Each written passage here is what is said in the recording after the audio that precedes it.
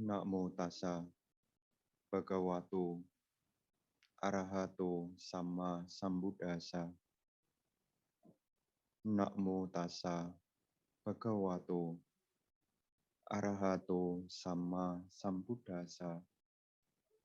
Namo tassa bhagavato arahato sama sambuddhassa.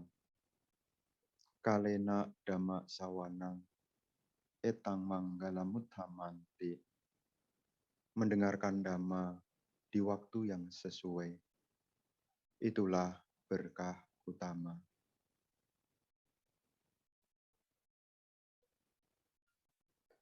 Para Bapak dan Ibu, saudara-saudari sekalian, selamat pagi, terpujilah Sang Buddha, Namo Buddhaya.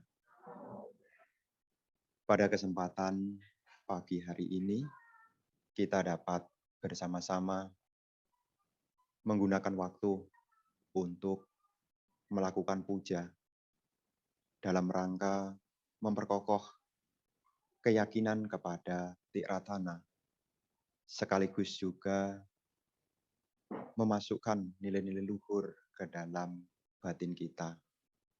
Para Bapak dan Ibu, saudara-saudari sekalian, tentu sudah lama sekali Ibu Bapak di rumah karena hampir 2 tahun kita masih di dalam masa pandemik. Bahkan tidak semua wihara juga membuka kegiatan secara tatap muka. Dan menjadi keberkahan tersendiri bagi kita karena kita dapat menggunakan waktu untuk merawat kita punya keyakinan.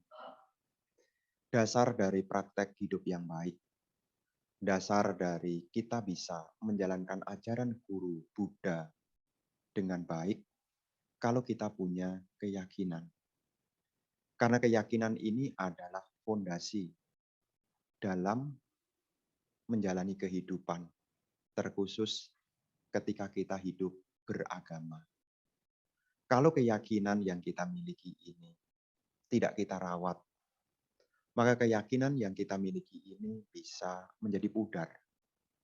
Yang dulunya rajin ke wihara, karena keyakinannya tidak dirawat, maka dengan berjalannya waktu, minat datang juga mulai berkurang. Praktek dhamma pun juga mulai ogah-ogahan.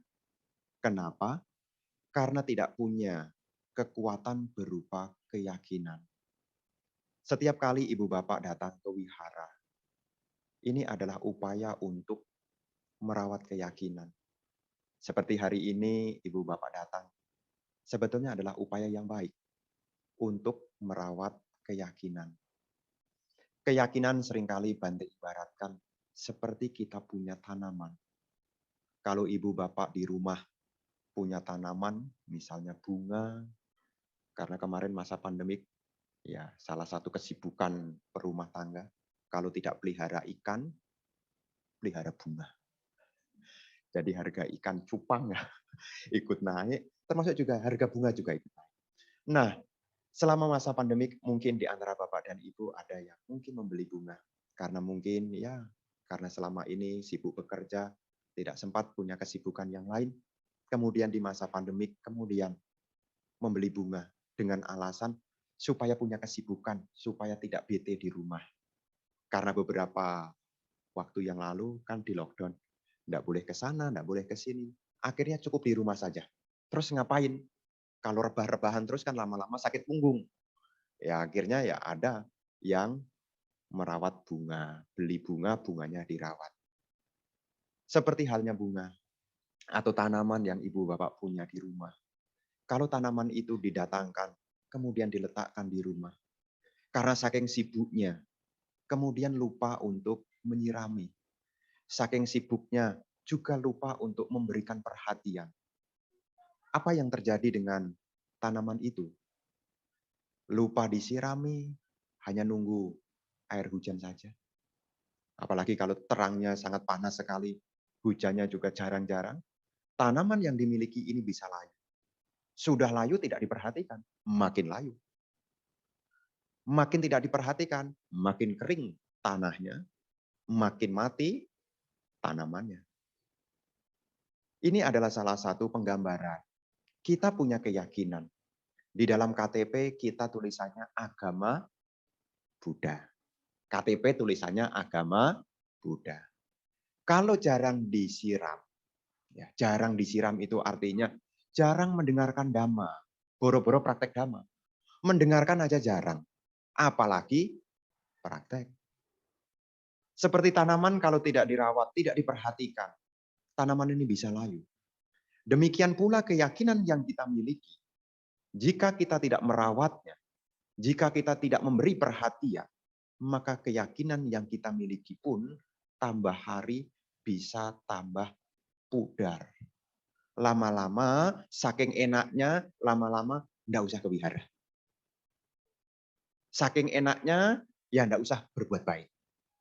Saking enaknya, ya cukup senang-senang saja. Ibu, bapak, saudara-saudari sekalian, memang hidup ini pilihan. Hidup ini pilihan. Memang salah Bante kalau tidak mendengarkan dhamma. Ya tidak salah juga sih. Memang salah Bante kalau tidak berbuat baik. Iya tidak juga sih. Tapi orang yang luhur, orang yang bijaksana adalah orang yang mampu menggunakan waktu yang dimiliki diisi dengan hal-hal yang baik. Kalau jarang mendengarkan dhamma, ya ini bukan niat menggurui ya. Kalau jarang mendengarkan dhamma, yang banyak didengar adalah media. Kalau media online dhamma masih oke ya. Kalau medianya media sosial yang hanya gosip, politik, lama-lama pemikiran tentang dhamma ini mulai berkurang. Sampai akhirnya karena keyakinannya itu tidak dirawat, maka akhirnya bisa cara pandangnya pun juga bisa berubah. Makanya ibu bapak saudara-saudari sekalian, kita punya keberkahan tersendiri. Karena kita bisa menggunakan waktu untuk secara langsung belajar dhamma. Ini adalah keberkahan tersendiri. Karena ketika ibu bapak mendengarkan dhamma, maka sesungguhnya ibu bapak telah merawat Anda punya keyakinan. Kalau sudah jarang mendengarkan dhamma, nanti hanya benar menurut dirinya sendiri. Dhamma yang Guru Agung berikan ini sebagai panduan, sebagai tuntunan, agar kehidupan kita ini menjadi lurus. Agar kehidupan kita ini bisa terarah kepada hal-hal yang baik. Makanya jangan sampai ibu bapak kemudian ya cukup merasa benar bagi diri sendiri. Ya Bante, saya tidak ke wihara juga tidak apa-apa, Bante. Saya tidak berbuat baik juga tidak apa-apa. Yang penting jadi orang kan tidak jahat. Yang penting jadi orang kan tidak jahat. Tidak cukup kalau hanya demikian. Ya karena saya mendengar ya ada umat, ya Bante saya tidak ke wihara kok. Jadi umat Buddha tapi tidak ke wihara. Dengan asumsi di rumah sudah jadi orang baik. Bisa dibayangkan. Bisa dibayangkan. Kalau hatinya sedang baik, dia jadi orang baik. Tapi kalau hatinya sedang tidak baik, dia bisa berubah. Mungkin di saat dia berbicara itu, mungkin hatinya sedang baik. Apalagi kalau kehidupan perumah tangga. Ya, kehidupan perumah tangga itu, ya ini bukan melebih-lebihkan, tapi saya dengar dari perumah tangga yang bertemu dengan saya. Wah Bante, mungkin dia nakut-nakuti saya kali-kali ya. Mungkin dia nakut-nakuti saya kali-kali. Wah Bante ngurusi rumah tangga itu ruwet, rumit, puyeng. Ya sebetulnya kembali kepada pilihan masing-masing ya. Apa yang dia ingin sampaikan? Bahwasanya ketika hidup di dalam hidup sebagai perumah tangga, menurut dia, bawaannya itu gampang emosian. Ya, gampang emosian, gampang marahan, dikit-dikit enggak cocok adu urat. Ya. Uratnya dikenceng-kencengkan sampai kelihatan. Ya, kalau enggak marah sih kelihatan bagus, ya. Tapi kalau sudah marah kelihatan tuh. Bukan hanya sejari, sejempol-jempol. Wah, yang dulu mungkin tampaknya menyenangkan menjadi tampak menyeramkan. Bayangkan tuh, kalau urat leher aja sebesar jempol. Bisa ya Bante? Bisa. Bisa. Jangankan di rumah tangga, jangankan hidup bertetangga. Di jalan raya itu, ketika jalannya diambil orang, itu keluar tuh. Ini uratnya segede jempol. Bisa dibayangkan tuh, tenggorokan yang plong, Ini bisa terganjal segede ini. Apa enggak menderita?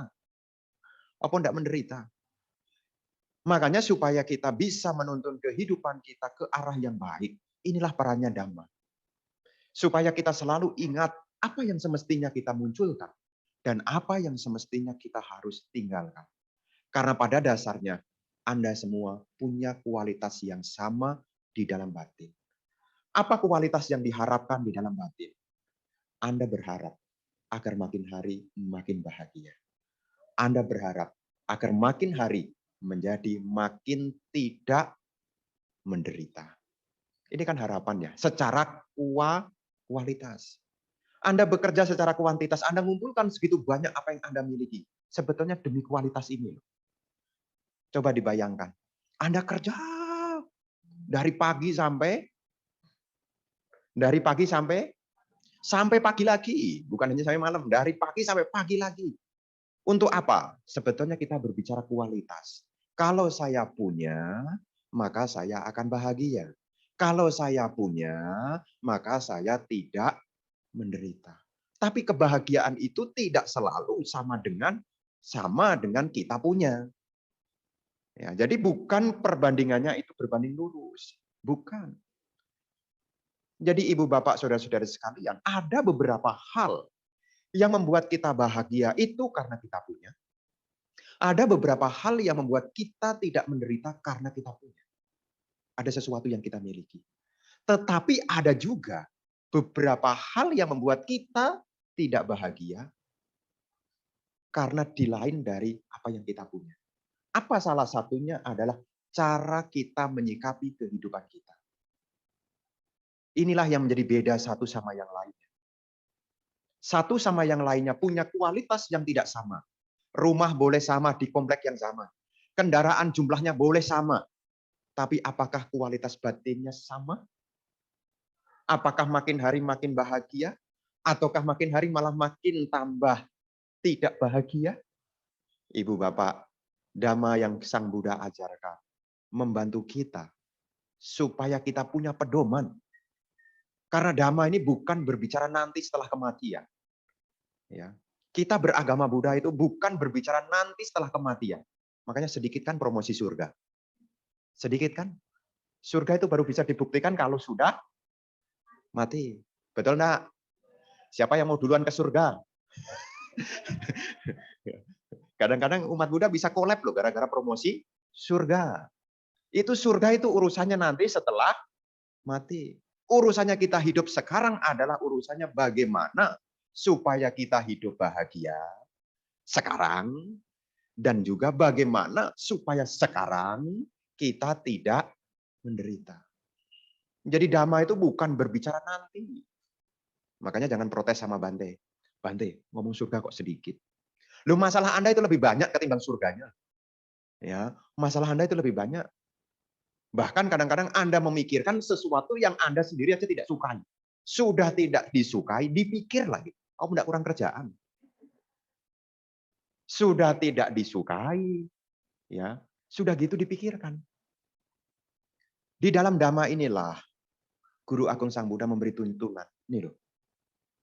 Makanya ketika ibu bapak mendengarkan Dhamma, ibu bapak akan memperoleh pengetahuan. Yang pertama, ketika ibu bapak mendengarkan Dhamma, ibu bapak akan mendengar apa yang belum pernah didengar. Ya. Jadi kalau ibu bapak mendengarkan Dhamma, yang pertama adalah mendengar apa yang belum pernah didengar sebelumnya. Yang kedua, kalau mendengarkan Dhamma, ibu bapak bisa memperjelas apa yang sudah didengar sebelumnya. Jadi kalau mendengarkan Dhamma itu, yang pertama ya mendengar apa yang belum pernah didengar. Yang kedua memperjelas apa yang sudah pernah didengar. Ketiga, menghilangkan keraguan-raguan. Menghilangkan keraguan-raguan. Yang keempat, meluruskan pandangan yang salah. Yang kelima, membuat batin menjadi bahagia. Citta masa pasidati. Pikiran menjadi bahagia. Jadi kalau kita mendengarkan Dhamma, sebetulnya kita memperoleh 5 hal ini. Mendengarkan apa yang belum pernah didengar sebelumnya. memperjelas apa yang sudah pernah didengar, menghilangkan keraguan-raguan, meluruskan pandangan yang salah, serta membuat batin menjadi bahagia. Kenapa hubungannya dengan membuat batin menjadi bahagia?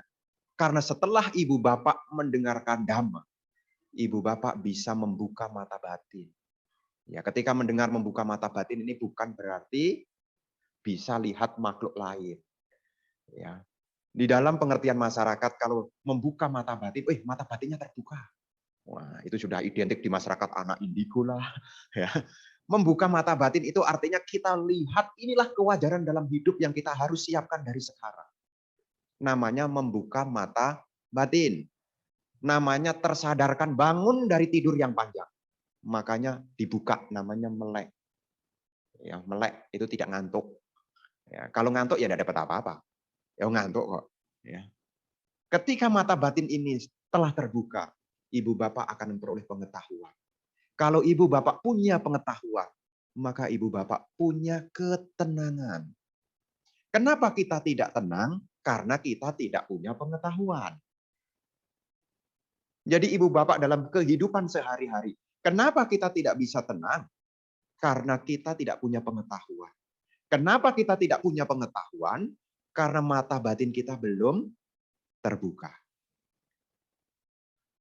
Kalau kita sudah punya ketenangan, maka kita bisa muncul yakni kesadaran.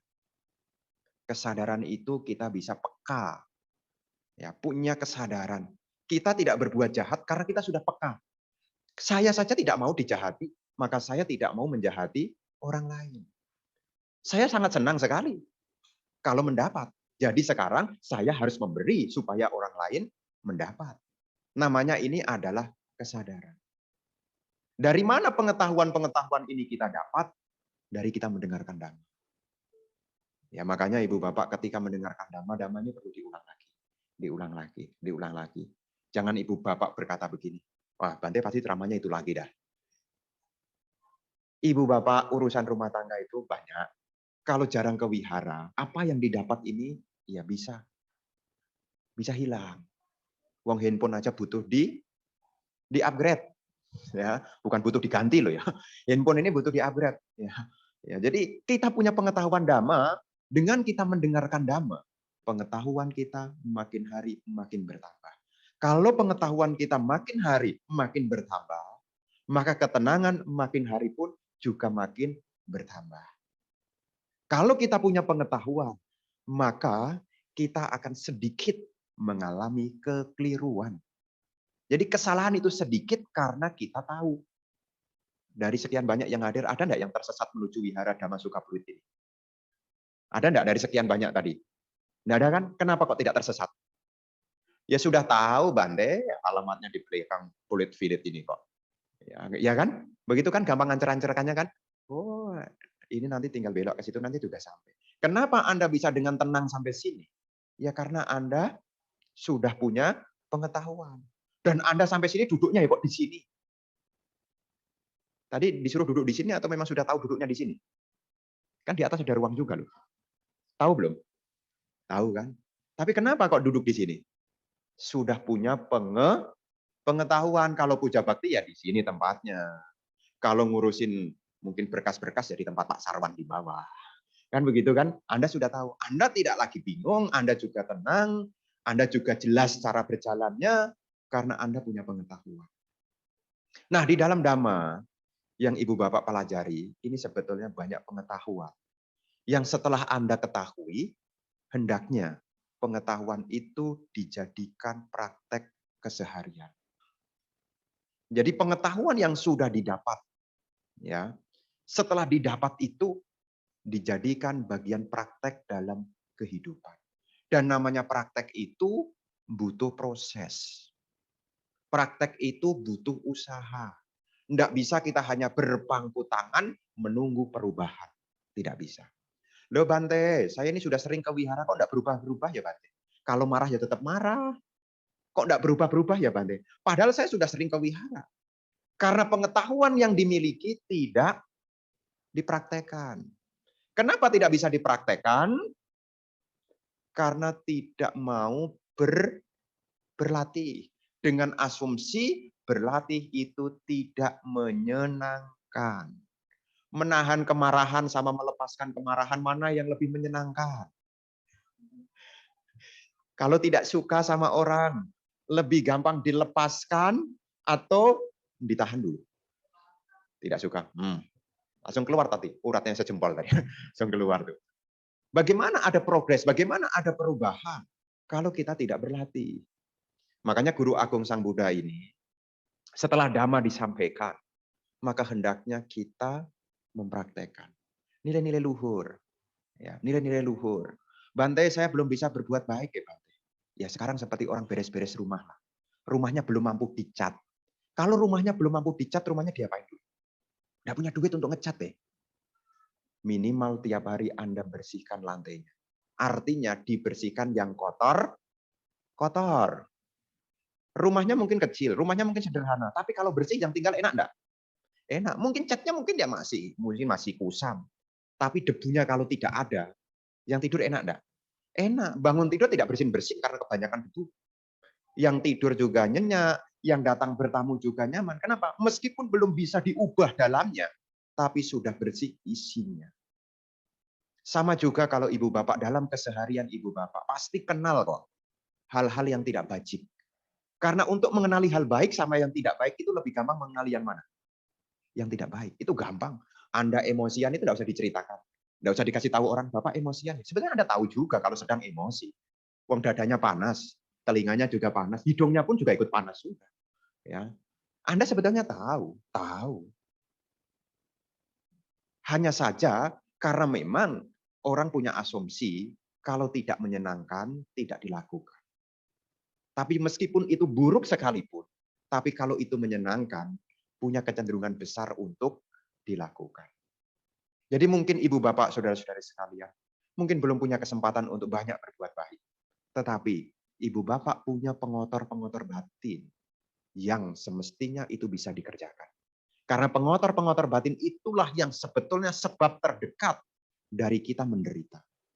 Ibu bapak kalau menderita, itu sebab terdekatnya adalah kotoran-kotoran batin.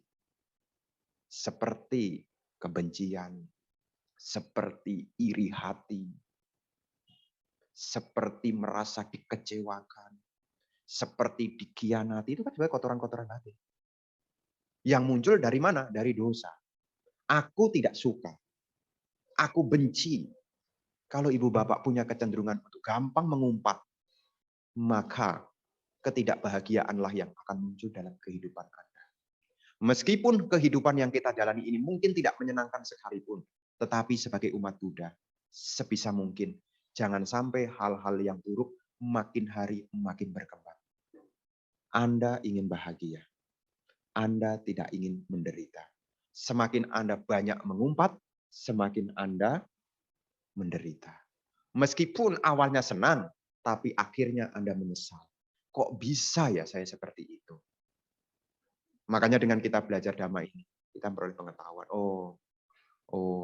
Karena di dalam Dhamma ini, ya terkhusus di dalam praktek, memang yang paling pertama itu adalah meninggalkan hal-hal yang buruk. Sila, ya ibu bapak menjalankan hidup yang baik, bertata susila. Apa gunanya sila? Sila itu berguna untuk meninggalkan keburukan-keburukan. Jadi kalau ibu bapak punya tata susila, punya perilaku yang baik, maka sesungguhnya ibu bapak meninggalkan keburukan-keburukan. Kalau keburukan itu ditinggalkan, maka hatinya sudah plong. Meskipun ibarat rumah belum dicat, belum diwarnai, belum dikasih aksesoris, tapi rumahnya sudah mulai bersih. Rumahnya sudah mulai bersih. Kalau rumah itu bersih, yang datang pun menjadi nyaman. Yang tinggal pun juga menjadi nyaman. Kalau ibu bapak dalam keseharian bisa mengenali hal-hal yang tidak bajik di dalam dirinya dan kemudian meninggalkannya, saya yakin makin hari Anda makin bahagia. Sebaliknya, ya, yang sebaliknya, kenapa ibu bapak tidak bahagia? Itu loh yang Bante yang bikin saya menderita. Dia itu mengkhianati saya, dia itu menghancurkan saya. Sudah tidak menyenangkan, disimpan berulang-ulang. Makanya yang sudah berlalu, biarlah berlalu. Yang salah di masa lalu, ya enggak usah disesali. Yang sudah terjadi di masa lalu, berusahalah sekarang untuk lebih baik lagi. Seringkali ada orang yang punya asumsi, karena jarang mendengarkan dhamma ya, punya asumsi kalau sudah salah, nyesel. Dengan asumsi kalau disesali itu karma buruk berkurang. Ada orang begitu. "Duh Bante, saya banyak dosa, banyak salah, banyak keliru." Kemudian nyesel. Bawaannya setiap hari makin bahagia atau makin sedih? Makin bahagia atau makin sedih? Kenapa ya Bante kok ada orang punya asumsi begitu? Karena dia belum pernah mendengar dhamma. Makanya kalau mungkin dalam hidup, namanya hidup ini kan ya kadang ya ada lurus, kadang-kadang ya belok sedikit. Kalau sudah belok ya diluruskan lagi lah. Ya, jangan disesali, kok bengkok ya? Nggak perlu. Ya luruskan kembali. Kalau hidup kita mungkin agak sedikit bengkok, ya sekarang diluruskan kembali. Nggak usah disalahkan, ini gara-gara teman saya yang bikin saya bengkok begini. Ya jangan disalahkan. Dhamma mengajarkan kita supaya kita meninggalkan hal-hal yang buruk. Kalau ibu bapak mampu meninggalkan hal-hal buruk dalam keseharian saja, meskipun belum mencapai nibbana, ibu bapak hidupnya sudah bahagia. Makanya ibu bapak kalau di rumah harus banyak latihan. Latihan kesabaran ibu bapak harus lebih banyak ketimbang Bante. Ya, latihan kesabaran ibu bapak harus lebih banyak ketimbang Bante.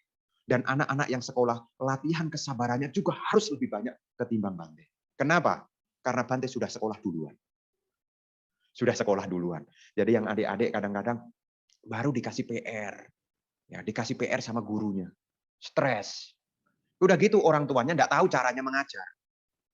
Anaknya punya tugas, tapi tugasnya dikerjakan orang tuanya. Yang pintar siapa nanti? Lah kalau yang pintar orang tuanya, kenapa yang disekolahkan? Anaknya. Ya udah orang tuanya aja sekalian sekolah kalau begitu. Nah ini kadang-kadang kekeliruan. Biarkan mereka mengalami kesusahan. Tapi kan saya tidak tahan kalau dia stres, Bante. Kalau sekarang tidak dididik, nanti ketika dia dewasa, apa enggak lebih menderita lagi? Dikit-dikit mak, dikit-dikit pak, dikit-dikit mak, dikit-dikit pak. Lama-lama koyo capek nempel semua tuh di kepala orang tuanya tuh. Ya, lama-lama tuh. Kenapa? Karena dari kecil tidak latihan. Semua belajar itu butuh kesabaran. Di dalam praktek dhamma, latihan meninggalkan keburukan-keburukan itu juga butuh kesabaran. Dan ini perlu dibiasakan. Ya, memang cuaca makin hari makin panas. Ya. Makin hari harga juga makin mahal. Tapi jangan sampai praktek damanya juga mahal sampai tidak kebeli gitu loh. Ya, saking mahalnya sampai tidak bisa membeli gitu loh ya. Wah, Bante, saya tidak mampu. Latihan dari yang kecil-kecil. Mampu menahan diri, pasti ibu bapak akan bahagia. Ibu bapak pasti bahagia. Kenapa? Ketika ibu bapak mampu menahan diri, ketika ibu bapak punya pengetahuan, maka ibu bapak bisa melepaskan. Segala yang tidak menyenangkan Anda bisa memaklumi. Inilah kewajaran dalam hidup. Kita tidak bisa protes sama siapapun. Kita tidak bisa menyalahkan pada siapapun. Karena kehidupan yang kita jalani tidak lepas dari apa yang kita lakukan. Kalau kita mengharapkan kebahagiaan, lihatlah apa yang sekarang kita lakukan. Apa yang sekarang kita lakukan, lihatlah. Lebih mudah untuk memunculkan hal yang buruk atau mencegah hal buruk supaya tidak muncul. Apa yang Bante sampaikan ini bukan menampar Bapak dan Ibu. Wah, Bante kelihatan kritik saya dah. Tidak ada urusan begitu. Saya jauh-jauh dari BSD ke sini tidak ada cari musuh saya. Ya, jadi tidak ada cari musuh. Saya jauh-jauh ke sini supaya Bapak Ibu terbuka pola pikirnya. Supaya dengan mendengarkan dhamma, ada nilai luhur yang didapat, sehingga mampu meninggalkan hal-hal yang tidak baik, yang mungkin saat ini masih bergejolak. Karena setiap lika-liku kehidupan, namanya hidup ini kan liku-liku. Namanya lika-liku kan ada luka-luka juga. Mungkin kita pernah di ini, pernah di itu, mungkin kecewa dengan ini, dengan itu. Tapi sebisa mungkin, dengan kita punya bekal dhamma sebagai pedoman ini, kita bisa tahu mana hal yang buruk yang perlu kita tinggalkan. Dan kita kenal dari sekarang, mana hal baik yang patut kita lakukan. Untuk mengenali mudahnya bagaimana, Bante? Yang buruk itu seperti apa? Yang buruk itu yang kita tidak mau itu. Apa yang tidak mau Anda harapkan dari orang? Orang kikir, mau enggak sama orang kikir? Orang yang pelit, mau enggak? Kalau kita saja tidak suka dengan orang yang pelit, maka kita jangan pelit. Kalau kita saja tidak suka dengan orang marah, maka kita jangan marah. Kalau kita saja tidak suka orang banyak ngomong, maka kita jangan banyak ngomong. Makanya sudah saya hitung-hitung waktu saya. Sudah saya hitung-hitung ini. Sudah saya hitung-hitung. Ya. Ini namanya kebaikan. Kebaikan itu ya gampangnya itu ya begitu. Kalau kita saja tidak suka, itu jangan kita berikan kepada orang lain. Kalau ada orang yang tidak mau ngantri, senang enggak kalau ada orang yang tidak mau ngantri? Artinya nyerobot antrian, senang enggak? Enggak senang. Anda saja tidak senang, maka sebisa mungkin kitanya juga mesti antri. Itu sebetulnya sudah mindfulness, sudah punya kesadaran. Kita aja tidak mau, maka kita ya jangan seperti itu. Di dalam Saleka Sutta juga disebutkan begitu. Orang lain mungkin marah, tapi sebisa mungkin saya tidak marah. Orang lain mungkin kikir, saya sebisa mungkin tidak kikir. Orang lain mungkin dendam, tapi sebisa mungkin saya tidak dendam. Mungkin orang lain menyakiti, memukul, menghina, tapi sebisa mungkin saya tidak menyakiti, tidak memukul, dan juga tidak menghina. Ini namanya kita sudah punya kesadaran. Kita saja tidak mau, maka jangan berikan kepada orang lain yang kita sendiri tidak mau. Kenapa? Karena kalau kita memberi, apa yang kita beri akan kembali kepada kita. Maka hati-hatilah di dalam menjalankan kehidupan. Jangan sampai kita merasa nyaman, kemudian kita tidak peduli dengan orang lain. Dengan kita punya pengetahuan Dhamma, sebetulnya membuka cara pandang kita untuk kita hidup berkesadaran. Supaya kita bisa meninggalkan hal-hal yang tidak baik. Hal-hal yang tidak baik kita bisa tinggalkan. Intinya, apa yang Anda tidak suka, ya tolong jangan berikan kepada orang lain. Anda tidak suka orang yang pemarah, maka Anda ya jangan marah. Tapi kalau Anda yang Anda sukai, Anda suka dengan orang yang sabar, maka Anda juga jadi orang yang sabar. Kalau Anda senang dengan orang yang rajin, maka Anda harus jadi orang yang rajin. Anda senang dengan orang yang ulet, maka Anda juga jadi orang yang ulet. Anda saja tidak suka dengan orang yang banyak mengeluh, maka Anda jangan banyak mengeluh. Nanti kalau dikit-dikit kita punya teman, dikit-dikit ngeluh. Harga minyak naik lah, ketika datang ngeluh harga minyak lah, jalan macet lah, pokoknya semua keluhan, termasuk Bante ceramah dikeluhkan juga. Wah, lama banget itu kalau Bantenya ceramah. Semua dikeluhkan. Lama-lama Anda bisa kenal. Ketika dia datang, Anda sudah punya pemikiran. Dia mau ngeluh apa lagi nih? Ya, sampai segitunya loh. Pokoknya hal-hal yang kita tidak senang, jangan kita berikan. Hal-hal yang kita senangi dimunculkan. Anda senang dengan orang yang tenang. Anda senang dengan orang yang sabar. Anda senang dengan orang yang murah hati. Anda senang dengan orang yang tidak sombong. Maka hal-hal baik itu bawalah ke dalam diri Anda. Seperti ibu bapak ke toko bunga. Kalau lihat itu bagus, beli bawa pulang. Kalau tidak bagus, tidak usah dibawa. Cukup dilihat saja. Cukup tahu. Jadi kalau ada orang-orang yang tidak bagus, yang kita sendiri tidak suka, cukup tahu saja. Tapi kalau kita melihat orang, oh orang itu betapa sabarnya, betapa kerja kerasnya, betapa semangatnya, betapa tekunnya, contohlah yang baik. Karena ketika kita bisa memasukkan hal-hal baik kepada diri kita, maka saya yakin makin hari akan makin berubah. Kalau tidak percaya, catat dari tanggal sekarang. Tanggal berapa nih? Tanggal 8, bukan tanggal 4, tanggal 8. Ya, tanggal 8. Nah, di tanggal 8 ini mulailah bertekad untuk memasukkan hal-hal baik. Saya makin hari untuk makin tenang. Saya makin hari untuk makin bersabar. Saya makin hari juga makin mengembangkan cinta kasih. Saya yakin kok, kehidupan Anda akan berubah. Yang dulu mungkin tidak menyenangkan, sekarang akan tampak menyenangkan. Mungkin dulu biasa-biasa saja, sekarang akan menjadi luar biasa. Kenapa? Karena Anda sudah mengubah.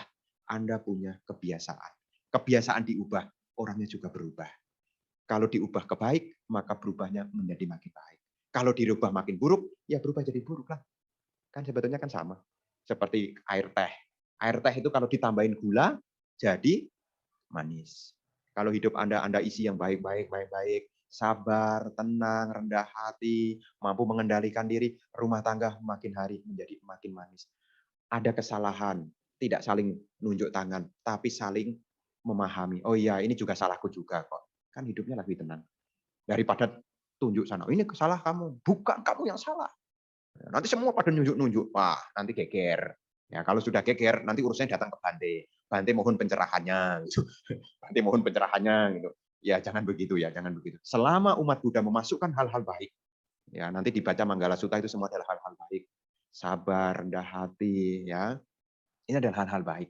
Selama hal-hal baik itu Anda munculkan, saya yakin kehidupan yang Anda jalani sekarang, bukan dijanjikan, tapi dipastikan sekarang kehidupan Anda akan makin bahagia. Tapi kalau keburukan-keburukan itu Anda biarkan, bukan dipastikan, tetapi dinyatakan memang benar sekarang menderita. Maka sebisa mungkin apa yang ingin Bante sampaikan tidak lain adalah sebagai pengingat supaya kita rajin mendengarkan Dhamma, supaya kita punya pengetahuan. Dengan kita punya pengetahuan, kita punya ketenangan.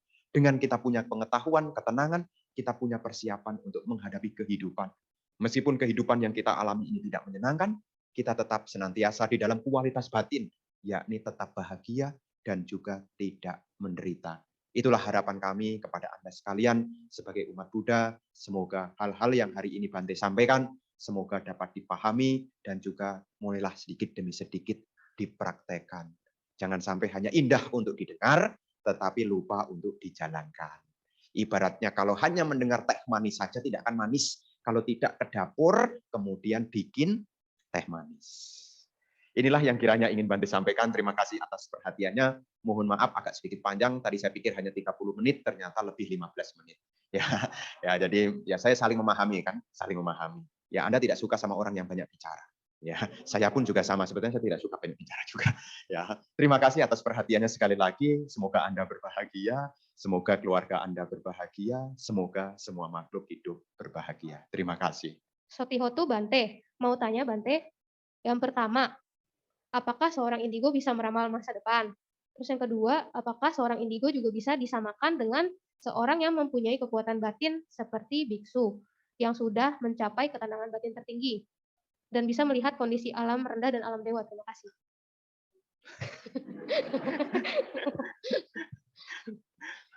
Ya, berkenaan hal ini, ya saya tidak bisa memastikan. Ya, saya tidak bisa memastikan. Kenapa? Karena tidak ada yang bisa memastikan masa depan. Yang bisa memastikan cuma satu, yakni Sama Sang Buddha. Selain dari Sama Sang Buddha, tidak ada yang bisa memastikan masa depan.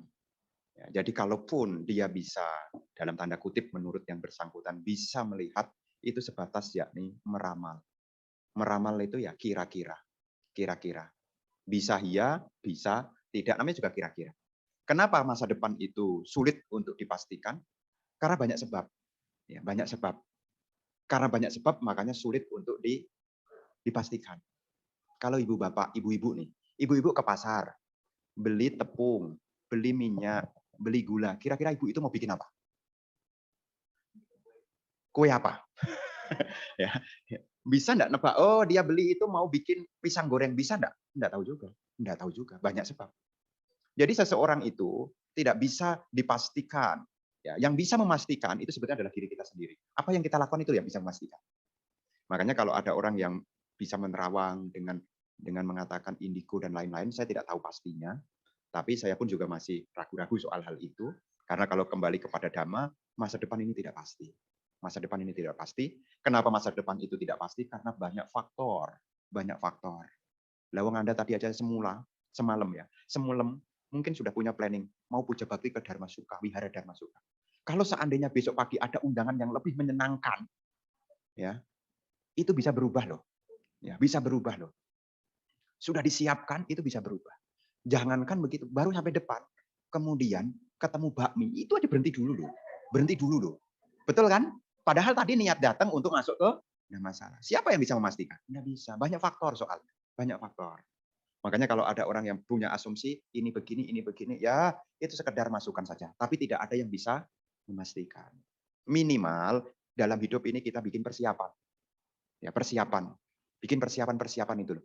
Karena persiapan-persiapan itu lebih mungkin daripada hanya menunggu angan-angan.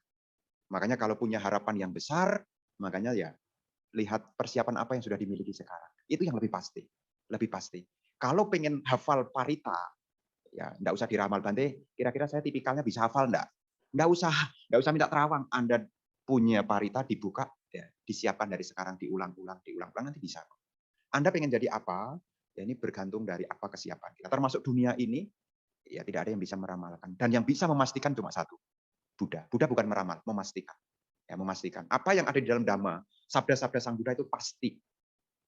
Anda tidak perlu ragu lagi, itu sudah pasti. Pasti tua, pasti nak, pasti. Nggak usah diramal. Nanti kira-kira saya bakal tua, enggak? Udah pasti kok. Ya, sudah pasti. Ya. Jadi di dalam renungan-renungan itu semua pasti. Makanya Dhamma ini adalah sebuah kepastian, bukan sebuah ramalan. Kalau Anda berbuat baik, Anda akan bahagia. Tapi kalau sudah berbuat baik kok tidak bahagia, berarti ada keburukan yang nyelip di sana. Itu sudah pasti. Sudah pasti. Begitu, ya. Bante mau nanya, kalau kita kan umat Buddha tadi Bante bilang harus sering-sering mendengar Dhamma gitu kan Bante. Jadi yang belum tahu jadi tahu gitu kan. Nah, tapi kadang kalau ada orang yang anggap jarang ke wihara gitu Bante. Nah, tapi dia suka melihat kalau ada kesalahan yang suka orang ke wihara gitu. Gimana cara menanggapinya Bante? Ya, setiap orang itu memang berhak berkomentar sama yang lain. Tapi kalau kita sudah mungkin berusaha untuk mendengarkan dhamma, berusaha untuk datang ke wihara, kemudian ada orang yang komen, yang mungkin agak miring begitu ya. Ya sebisa mungkin ya kita tetap tenang aja. Karena kita tidak melakukan keburukan kok. Tidak melakukan keburukan. Jadi tidak perlu kemudian dipikirkan, saya sudah jadi orang baik kok masih diomongin. Jadi orang baik aja masih diomongin, apalagi jadi orang orang buruk. Yang baik aja masih diomongin, apalagi jadi orang orang buruk. Ya, jadi tidak perlu dikhawatirkan, ya, tidak perlu dikhawatirkan. Yang penting kita juga menunjukkan dhamma-dhamma yang kita pelajari. Misalnya sepulang dari wihara, ya tampaklah ada perubahan. Makin hari makin sabar, makin hari makin ramah, makin hari makin tenang. Yang semula kikir menjadi berbagi. Saya pikir banyak ujian kok. Ya, pasti banyak ujian kok. Apalagi urusan yang namanya berbagi itu pasti dipuji kok. Kasih beras sekilo aja udah dipuji-puji. Bagus sekali ya, bagus sekali ya. Berarti kalau ada orang yang masih punya kecenderungan untuk gampang nyinyir ya kalau sekarang ya. Gampang nyinyir itu berarti belum kecipratan kebaikan yang kita lakukan. Ya, artinya belum, nanti disantunin lah. Ya, dikasih lah. Loh, orang bisa berubah loh. Dikasih ya Imlek ya, udah lewat Imlek ya. Kalau sebentar lagi. Ini apa ya? Pekcun udah lewat belum ya? Udah lewat juga. apalagi sebentar lagi ini bulan 8. Tancuk ya. Nah, makan bacang ya betul. Nah, itu nanti kalau dikasih, tetangga dikasih, langsung diapresiasi loh. Wih, dia baik loh. Masih ingat sama saya. Nah, kan dikomenin. Kenapa? Karena praktek nyata berbagi. Ya, mungkin tidak besar lah ya. Kue keranjang kan paling kue keranjang lagi. Dan cupia kan paling cuma segini ya. Segini dibungkus rapi ya, bungkus rapi gitu, kasih. Udah seneng dia. Udah seneng. Semula parkir di depan rumah dia geger. Kasih tancupia, silahkan. Ya, silahkan bisa berubah tuh. Ya bisa berubah tuh. Itu namanya ya kita tunjukkan. Maka kalau ada orang yang punya kecenderungan gitu kasih kebaikan, kasih kebaikan. Ya materi itu biasanya ya mungkin dia tidak butuh tapi ini adalah tanda respect, tanda hormat gitu. Nah, ini mungkin bisa dilakukan ya. Mungkin punya orang tua juga ada loh, orang tua yang nyinyirin anaknya itu. Ngapain kamu ke wihara? Memang mau jadi biku. Ada yang gitu juga. Nah, nanti kalau mendengar kalimat begitu, sepulang dari wihara bawain oleh-oleh. Apakah bakmi, apakah kue tio, nanti sana ke wihara lagi, sana ke wihara lagi. Loh benar, kalau Anda pulang tapi tidak bawa apa-apa, ya pasti timbul kecurigaan. Tapi kalau setelah pulang bawa bakmi, bawa kue tio, pasti akan ditanya lagi, kok kamu lama ya tidak ke wihara lagi ya? Nah, tuh bisa berubah loh orang itu. Ya, bisa berubah loh. Ya, ya begitu ya. Jadi tidak usah terlalu dikhawatirkan. Yang penting kita tunjukkan perubahan baik yang bisa kita berikan, karena saya yakin orang akan tersentuh kok kalau kita menunjukkan hal yang baik. Ya, termasuk praktek-praktek yang tadi. Ada sesuatu yang dibagi itu juga bagus untuk menjalin ya tali silaturahmi juga. Begitu ya. Ya, Bante, selanjutnya ini pertanyaan dari Zoom, dari saudari Meliza. Selamat pagi Bante, bagaimana yang merupakan kebahagiaan yang sesungguhnya? Karena orang pada umumnya tidak bisa membedakan antara gembira dan bahagia. Apalagi sebuah perasaan yang muncul itu bisa karena pamrih ataupun memang tulus ikhlas. Terima kasih Bante, semoga semua hadirin bisa mempraktikkan Dhamma. Ya, berkenaan dengan bahagia, ini ada beberapa. Memang di dunia ini ada dua jenis kebahagiaan. Satu kebahagiaan yang tanpa syarat, dan yang satu kebahagiaan bersyarat. Apa kebahagiaan yang tanpa syarat itu? Nibbana. Ini kebahagiaan yang tanpa syarat. Aho suko, sangat bahagia sekali. Karena tidak bergantung apapun. Tapi ada kebahagiaan yang bersyarat. Jadi Anda bahagia ada syaratnya. Menurut Dhamma, ada 4 jenis kebahagiaan yang bersyarat. Yang pertama kita harus punya, atik suka, bahagia karena memiliki. Yang kedua, boga suka, bahagia karena bisa menikmati. Anawajak suka, bahagia karena tidak punya utang. Ananak suka, yang keempat, bahagia karena punya perilaku yang baik. Ini adalah bersyarat. Jadi kalau ditanya mana kebahagiaan yang sejati, adalah kebahagiaan yang tak bersyarat. Kalau berbicara, kebahagiaan yang sejati. Karena sejati itu tidak berubah. Sesuatu yang tidak berubah adalah sesuatu yang tidak bersyarat. Makanya kebahagiaan berumah tangga ini, termasuk kebahagiaan saya yang sekarang ini pun masih kebahagiaan bersyarat. Dapat makanan, senang. Tapi setelah makanannya habis, ya senangnya ya berkurang. Nah, kemudian haus, ada orang kasih minum. Akhirnya ada orang kasih minum juga, peduli dengan saya. Senang, tapi senangnya turun. Namanya ini ya bahagia muncul karena ada syaratnya. Ya, syaratnya. Ya. Dan sesuatu yang bersyarat itu tidak bisa bertahan lama. Ini tidak perlu dikomentari, memang begitu adanya. Ya, apapun yang bersyarat itu tidak bisa bertahan lama. Ya, jadi hal-hal yang bersyarat itu sukar bertahan adanya. Ya, ini supaya sebagai pengetahuan. Ya, kehidupan kita yang masih putu jana ini semua masih bersyarat. Namanya bersyarat itu pakai kata kalau. Kalau aku punya itu, aku bahagia. Sudah dapat, kalau lagi lebih dapat lagi lebih banyak kan lebih bahagia. Nah, itu namanya yang pakai syarat. Pakai kata kalau. Lihat ke mall, wah kalau punya ini tampaknya cocok ya. Dipegang dulu. Kita kasih bagus. Wah, kepikiran sampai rumah. Kalau punya itu rasanya bagus ya. Kemudian berupaya mikir bagaimana dapat, kerja sungguh-sungguh menabung dan lain-lain, kemudian dapat. Sudah dapat, bahagia enggak? Bahagia. Setelah diletakkan di lemari seminggu, 2 minggu, 3 minggu, biasa. Belum lupa loh. Belum lupa, masih ingat juga. Kalau itu boleh beli soalnya. Jadi masih ingat juga. Tapi minatnya mungkin ya udah berkurang. Namanya bersyarat. Ya, samalah Anda memilih apapun yang sudah dipilih-pilih. Sudah dipilih-pilih paling terbagus, terbaik, pokoknya. Sampai-sampai termahal juga.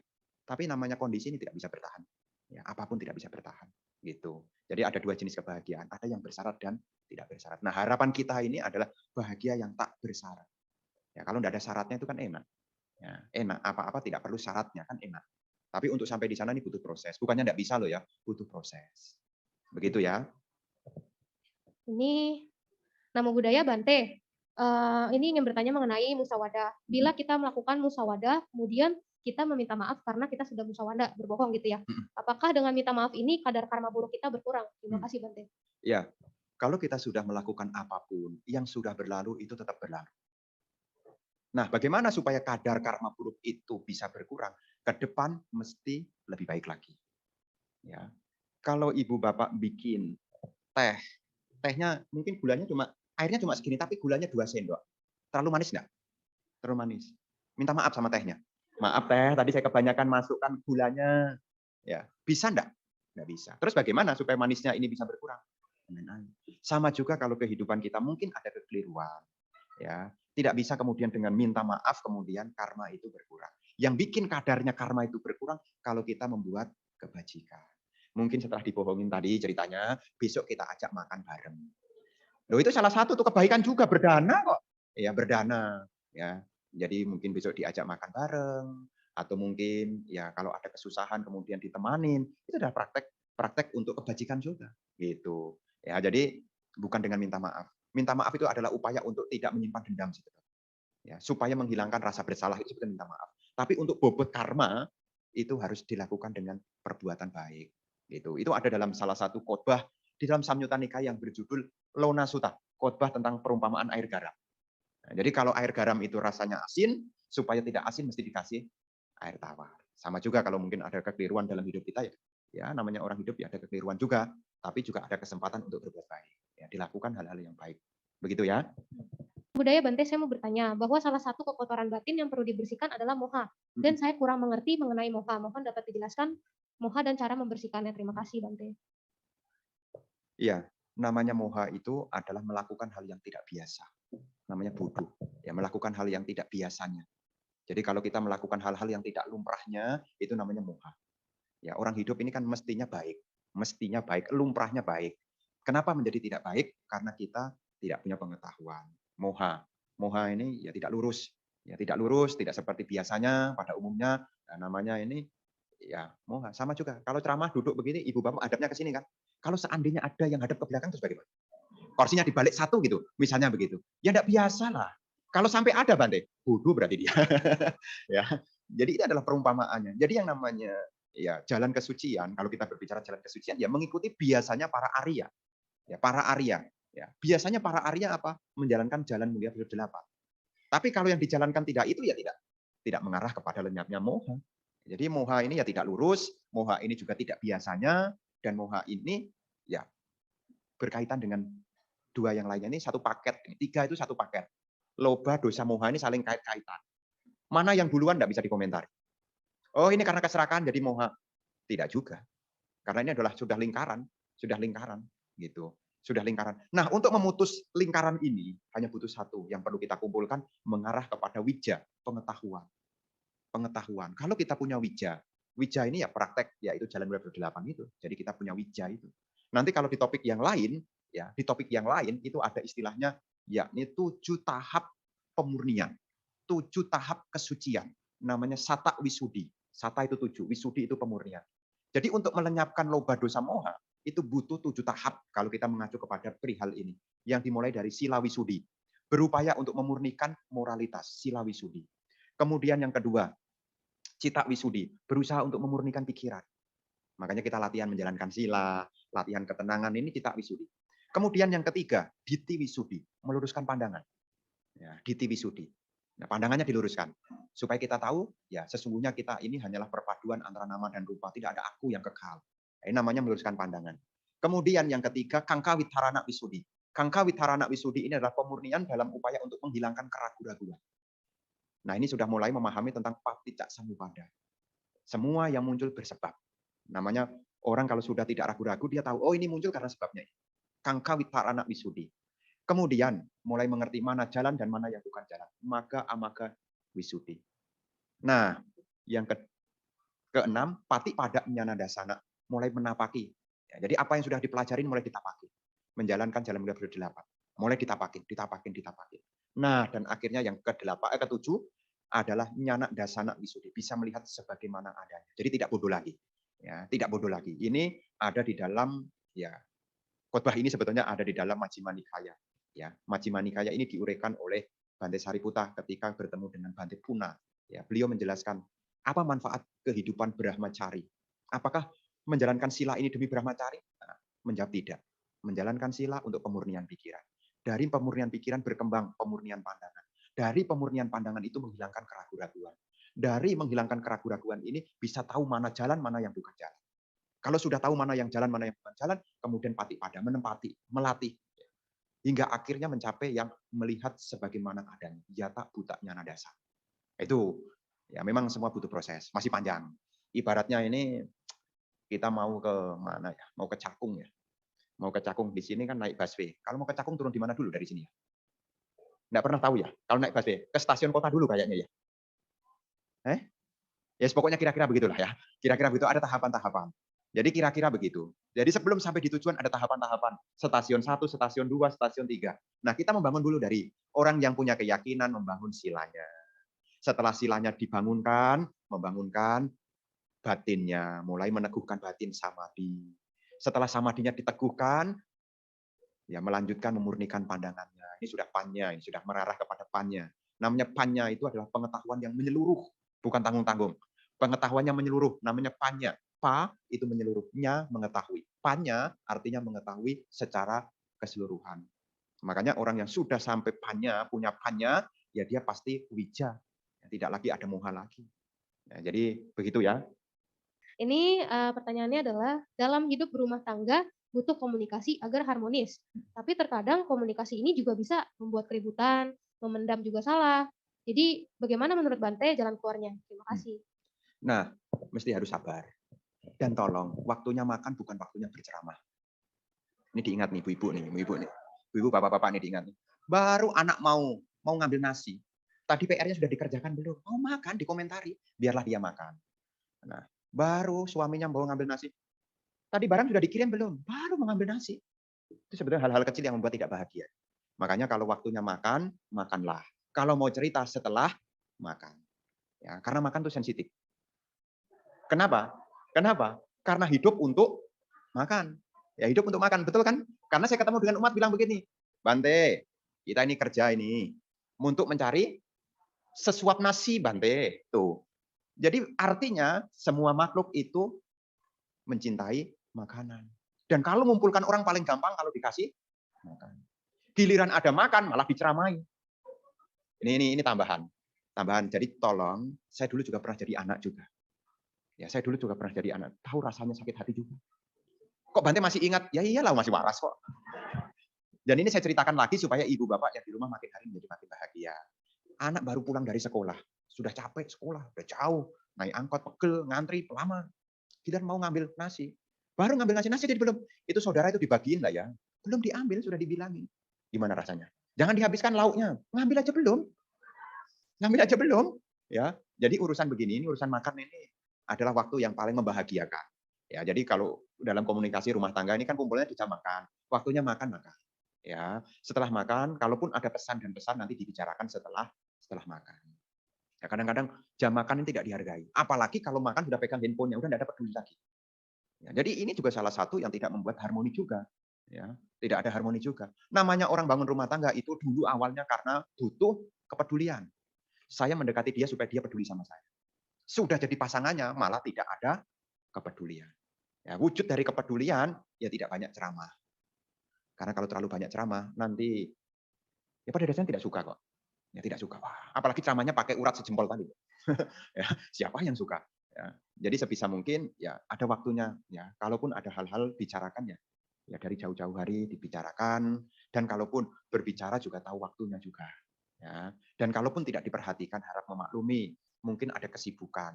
Bukan tidak perhatian itu sama dengan tidak sayang. Karena zaman sekarang tuh banyak baperan.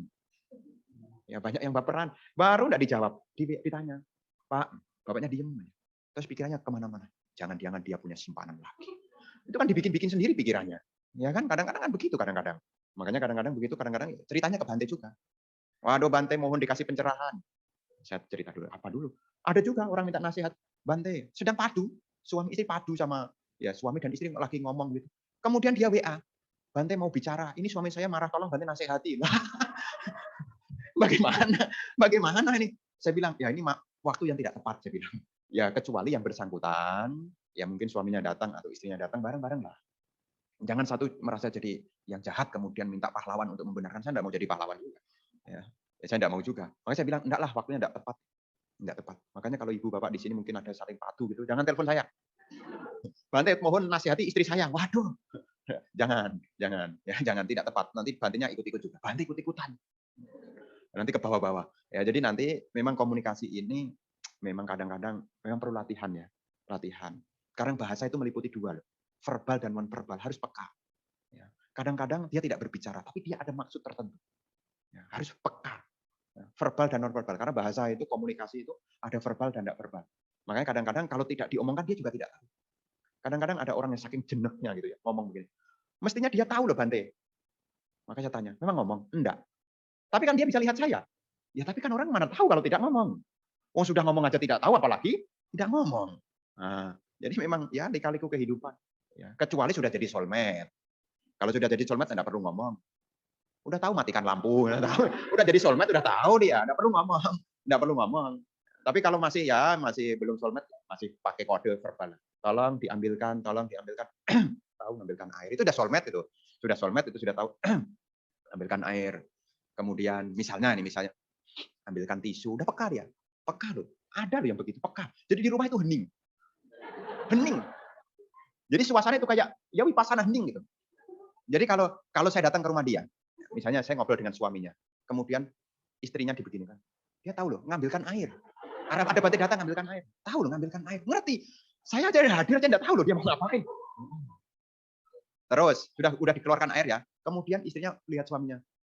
Dia ngerti, suruh Bante makan. Enggak perlu banyak ngomong, tapi jangan begitu juga kali ya.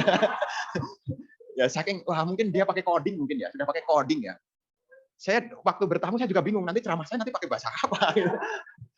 Loh ada loh jenis begitu. Mungkin dia sudah mungkin sudah cocok ya. Maka tadi kan saya bilang soulmate itu kan belahan hati. Jadi mereka sudah saling peka gitu. Tidak pakai bicara dia mengerti. Ya, dia bisa mengerti. Dan anaknya pun juga sama mengerti. Sama mengerti. Sama mengerti. Dia duduk di bawah anaknya. Duduk di bawah loh. Dia ngerti. Loh, enggak tahu bagaimana dia mendidik saya enggak tahu. Pokoknya bisa aja gitu loh. Bisa aja. Duduk gitu. Dia tahu. Nah, kemudian Bante berdiri, kemudian orang tuanya natap gitu. Dia tahu yang begini. Dia tahu loh. Enggak perlu ngomong. Biasanya kan ada bilang, Anjali, ada Bante datang Anjali. Ini enggak. Memang komunikasi ini macam-macam. Maka tadi saya bilang komunikasi itu bisa verbal, bisa non verbal. Maka setiap orang kita harus saling memahami dia kecenderungannya apa. Apakah perlu banyak verbal atau pakai non verbal. Gitu. Tapi kalau anak-anak di Pusdikat rata-rata dia sudah paham. Kalau saya bilang ambil air gitu sudah tahu. Pasti itu ambil galon. Meskipun tidak pakai galon gitu, ambil air sudah tahu. Ambil galon. Itu sudah tahu. Tolong dibersihkan, dia udah tahu ngambil sapu. Enggak usah ngambil sapu, tolong dibersihkan, enggak usah banyak ngomongnya coding udah paham. Nanti kita pergi ya, udah siap-siap nyalakan kendaraan, dia udah tahu. Nah, ini komunikasi. Dan itu pun juga perlu waktu untuk menyerataini ya, memperhatikan. Jadi intinya memang dalam membangun rumah tangga itu kan yang baru dikenal kan baru 5%, bukan 55%, baru 5%. 95% nanti dipelajari lagi. Baru yang kita kenal waktu awal bangun itu baru 5%. 95% itu PR tinggal bersama. saling melengkapi. Apa menjadi kekurangannya akan mulai kelihatan, bagaimana untuk menjembatani, ya saling berkolaborasi. Begitu ya Bapak Ibu ya.